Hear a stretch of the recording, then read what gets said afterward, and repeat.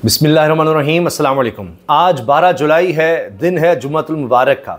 जुम्मा तो फिर जुम्मा है और ये भी 8 फरवरी साबित हुआ है हुकूमत के लिए। चीखें निकल गई हैं, चीखें।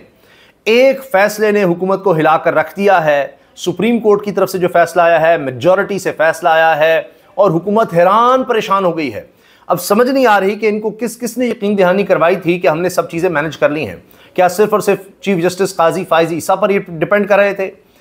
क्या चीफ इलेक्शन कमिश्नर की दौड़ों पर ये डिपेंड कर रहे थे? चक्कर क्या था कि ये सब समझ रहे थे कि जनाब हर सूरत इन्हीं के हक में फैसला आएगा, जबकि 2 दिन से हम भी रिपोर्ट कर रहे थे कि ये जो इजलास बुलाया जा रहा है, जहां पर काजी फायजी साहब ऊंची ऊंची बोल रहे हैं और पुलिस वाले बता रहे हैं कि जनाब बाहर तक आवाज़ें आ रही हैं, तो ये सब तो बता रहा था कि मामला गड़बड़ है।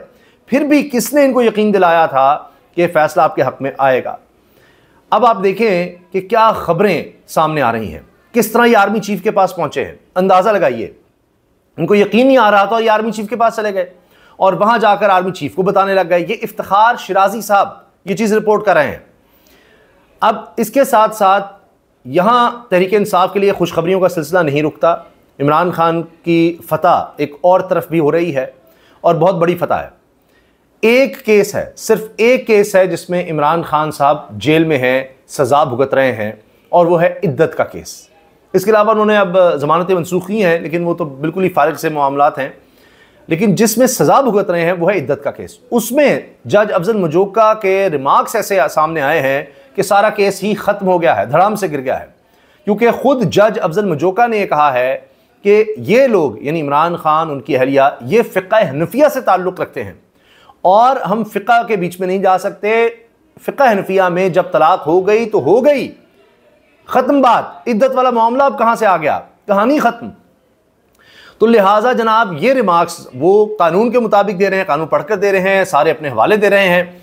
तो आज आखिरी तारीख थी, 12 जुलाई तक फैसला देना था, लेकिन अभी लगता है कि शायद कुछ थोड़ा सा और वक्त लग जाए, क्योंकि जितना डिले की कोशिशें हैं वो की जाएंगी। मगर अब हर तरफ हुकूमत के लिए, इमरान खान के मुखालफिन के लिए मायूसी है, परेशानी है, और लगता है कि अब वो शायद इस केस में भी हथियार डाल दें। वैसे ही फैसला खिलाफ आता नज़र आ रहा है, इसीलिए तो आपने देखा था कि किस तरह से खबर मानिका को फिर से लॉन्च किया गया, तमाम चैनल्स पर उनको दिखाया गया, वो किस्सा भी आपने देख लिया है। इसके साथ जो मैंने आपसे अर्ज़ किया कि आर्मी चीफ के पास कौन कौन पहुंचा, इस पर इफ्तिखार शिराजी साहब हैं। ये करंट अफेयर्स शो कर रहे हैं डॉन न्यूज़ पर। सिर्फ यही नहीं है कि ये एक एंकर हैं और करंट अफेयर्स का शो डॉन न्यूज़ पर होस्ट करते हैं, ये ब्यूरो चीफ भी हैं डॉन न्यूज़ इस्लामाबाद के। और इन्होंने ट्वीट किया है, मैं आपके लिए सामने पढ़ देता हूं। सुप्रीम कोर्ट के फैसले पर ऐवान सदर में दौरान ज़ोराना हलचल। ये मैं आपसे अर्ज़ कर दूं कि अज़रबैजान के सदर पाकिस्तान के दौरे पर थे और उस दौरान में आसिफ जरदारी सदर पाकिस्तान, वैसे अब मखसूस नशिस्तें तो अब मिल रही हैं तहरीक इंसाफ को, उनका इलेक्शन भी वैसे अब गलत है कानूनी तौर पर देखा जाए, क्योंकि मखसूस नशिस्तें तहरीक इंसाफ के पास थी नहीं, उन्होंने इलेक्शन करवा दिए। खैर, यहाँ तो सब कुछ ही जाली हो रहा है। आसिफ जरदारी साहब ने ज़ोराना दिया हुआ था, अज़रबैजान के सदर थे, तो वहाँ पर शहबाज शरीफ भी थे, काबीना के लोग भी थे। अब इफ्तिखार शिराजी साहब कह रहे हैं, ये डॉन न्यूज़ के ब्यूरो चीफ हैं, सुप्रीम कोर्ट के फैसले पर ऐवान सदर में दौरान ज़ोराना हलचल, यानी खाना दिया हुआ था उनको अज़रबैजान के सदर को, उस दौरान हलचल मच गई। वज़ीर इत्तलात अता तारड़ लम्हा बलम्हा वज़ीर कानून को ताज़ा सूरत हाल से मुतला करते रहे कि ये हो रहा है, ये हो रहा है। अब यह आ गया, आप देखते ना वो टीवी के नीचे टिकर चल रहे थे, वो देख रहे हो ये फलां ने क्या कहा, फलां जज ने कहा, उड़ गए, बर्बाद हो गए, लुट गए।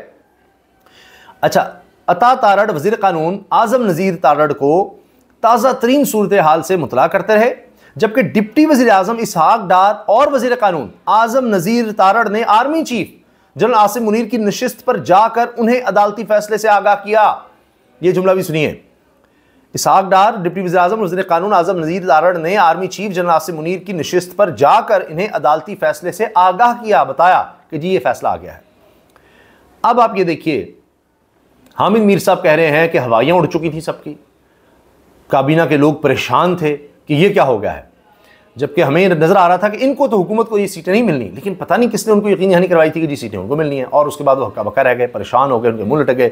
ये भी कहा गया है कि जी काबीना के कुछ लोगों ने कहा अब बहुत बुरे हालात होने वाले हैं, बड़ी मुश्किलात होने वाली हैं, लुट गए, बर्बाद हो गए, कुछ नहीं बचा। अभी तो मैंने आपसे अर्ज़ किया ना, इद्दत वाला मामला देख लीजिए। इसके साथ कुछ और चीज़ें जो बड़ी अहम रिपोर्ट हो रही हैं, कि इंटरनेशनली अब दोबारा यही खबर हर तरफ है, इमरान खान इमरान खान इमरान खान। चंद सिर्फ इंटरनेशनल जो इदारे हैं मीडिया के, उनका मैं आपको हवाला दे देता हूँ। रॉयटर्स, जो सबसे बड़ी दुनिया की न्यूज़ एजेंसी माना जाता है, Imran Khan party wins reserved seats in Pakistan parliament. Bloomberg कह रहा है Imran Khan gets relief from Pakistan court for parliament seats. फिर जनाब Nikkei Asia, Pakistan supreme court rules in favour of Imran Khan party. Imran Khan Imran Khan Imran Khan, आप यहाँ पर उसको रोक लें, बंद कर लें, हर तरफ जनाब इमरान खान होती चली जा रही है, इंटरनेशनली भी। ये तो अब इस वक्त मामला चला हुआ है। अब इसके साथ साथ जनाब मखसूस नशिस्तों के हवाले से इलेक्शन कमीशन ने जो ड्रामेबाजियाँ की हैं उस पर अब आर्टिकल 6 की कार्रवाई का कहा जा रहा है। Chief election commissioner Sikandar Sultan Raja के खिलाफ आर्टिकल 6 के तहत कार्रवाई का कहा जा रहा है, डिमांड सामने आ रही है। और इसमें साबिक secretary supreme court bar Aftab Bajwa ये ऐलान भी कर चुके हैं कि इलेक्शन कमीशन के खिलाफ गद्दारी का मुकदमा दर्ज कराने जा रहा हूं। और ये डिमांड बढ़ती जा रही है क्योंकि इलेक्शन कमीशन साबित हो गया, हत्ता कि काजी फाइज़ साहब ने भी कह दिया उन्होंने गलत इंटरप्रेशन की थी। ये सारा कुछ इन्होंने आइन की धज्जियां उड़ाकर, कानून की धज्जियां उड़ाकर जानबूझकर किया। और आज़म नज़ीर तारड़ साहब वज़ीर कानून फरमा रहे थे कि आकर टीवी पर कि देखें ये तो पता नहीं अजीब हो गया है, सियासतदान बस हम तो अदालतों में जा रहे हैं, ये हो रहा है वो हो रहा है। ये वही बातें जो मुशर्रफ किया करते थे कि जी अदालतों में ये हो रहा है वो हो रहा है। तो मसला ये है कि अब जब गलत काम किए जाएंगे तो फिर अदालतों में मामला जाएंगे।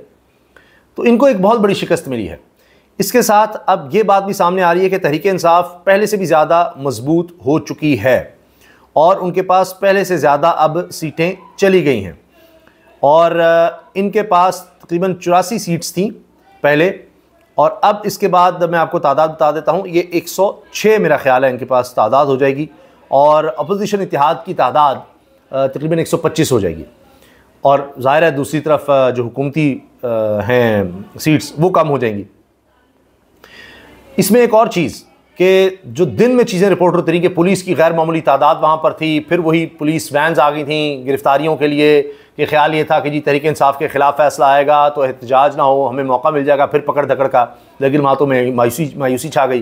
पुलिस की भारी नफरी तैनात की हुई थी, पुलिस की वैन्स थी, हत्ता कि ये खबरें भी रिपोर्ट हुई हैं कि इस्लामाबाद में फ़ौजी ट्रक्स भी देखे गए और बाकायदा वीडियो सामने आई हैं कि फ़ौजी ट्रक बड़ी तादाद में गश्त करते रहे या नज़र आते रहे। तो ये भी हालात वहाँ पर नज़र आए। तो पहली बात हो रही है कि कहीं कोई मार्शल लॉ या इमरजेंसी का निफाज, और उस हवाले से जब ये पता था कि ये फ़ैसला आ रहा है तो पहले ही जनाब ये फ़ौजी दस्ते भी थे, फ़ौजी गाड़ियाँ थी, ट्रक थे। और हाँ जी, कमांडोज़ भी तैनात थे, ब्लू एरिया कमांडोज़ जो हैं वो भी तैनात हुए पुलिस के साथ। वो ख़बरें भी जनाब आई हैं, तमाम रिपोर्टर्स ने उसको भी शेयर किया है। तो ये सूरत हाल रही। लेकिन ऐसा लग रहा है कि अब ये वो बाजी पलट चुकी है और हुकूमत अब यहाँ से जितना भी भाग रहे, अब खेल उनके हाथ से निकल गया है।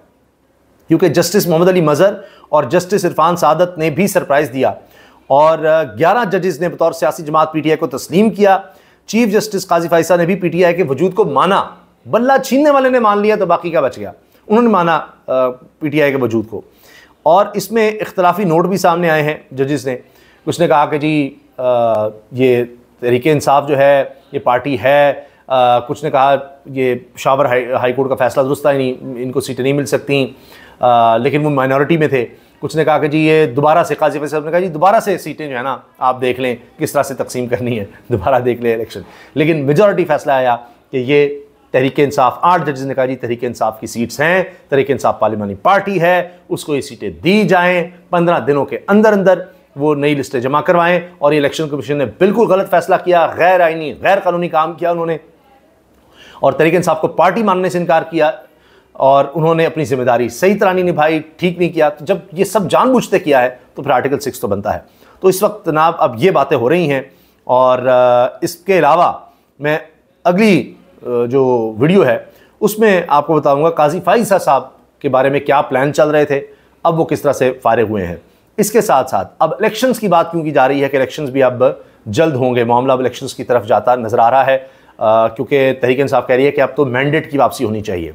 तो जो 8 फरवरी को खेल खेला गया, जो मैन्युफैक्चरिंग की गई, ये सब जाली सा जो भी मामला बनाया गया वो चलता अब नज़र नहीं आ रहा। और इलेक्शंस कब हो सकते हैं, किस तरह होंगे, क्योंकि इस तरह तो हुकूमत चल नहीं सकती।